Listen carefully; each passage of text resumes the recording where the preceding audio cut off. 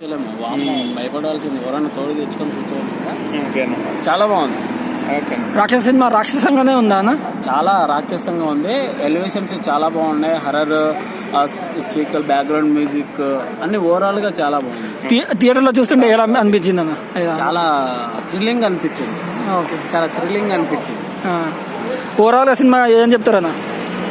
Enjoy చేయొచ్చు. Summer లో బాగా తోడు తెచ్చుకొని సిటీలో ఎంజాయ్ చేసుకోవచ్చు. Thank you. ఏసీలో విజువల్స్ అయితే వేరే లెవెల్, బ్యాక్గ్రౌండ్ స్కోర్ అయితే నెక్స్ట్ లెవెల్ ఉంది భయ్యా. సినిమా మాత్రం కిరాక్ భయ్యా. హీరో యాక్టింగ్ భయ్యా, ప్రజ్వల్ సూపర్ ఉంది భయ్యా.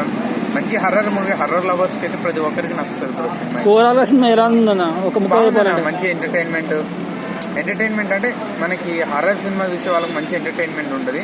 ఒక అరుంధతి లెక్క ఉంటుందా? ఒక అరుంధతి లెక్క ఉంటుందా? అది అంటే మనం అరుంధతితో పోల్చొద్దు. అది వేరే జోనర్, ఇది వేరే జోనర్. సో మన రాఘవ లారెన్స్ గారు ఎలా సినిమాలు ఎలా అనిపిస్తాయి, సో కాంచన లెక్క ఉంటుంది. ఆ రేంజ్ లో ఉంటది భయ్య. సో సినిమా అయితే ఓవరాల్ అయితే చాలా బాగుంది. ఓవరాల్ గా హిట్ అంటారు? హిట్ బ్రో, బాగుంది. రాక్షస మూవీ అయితే చాలా బాగుంది బ్రో. ఎలా అనిపించింది బ్రో మన ప్రజ్వల్ దేవరాజ్ మూవీ, మన రాక్షస మూవీ ఎలా అనిపించింది? రాక్షస ఆ పేర్లోనే ఉంది బ్రో మనకు. రాక్షస ఎలా ఊచకొత్త కోసం అంటే అసలు ఇలాంటి మూవీ ఉంటుందా అని నేను అనుకున్నాను అనమాట. ఇలాంటి మూవీ హర్రర్ థ్రిల్లర్ అని చెప్పడం కాదు, రోల్ కోస్టర్ మూవీ ఇది.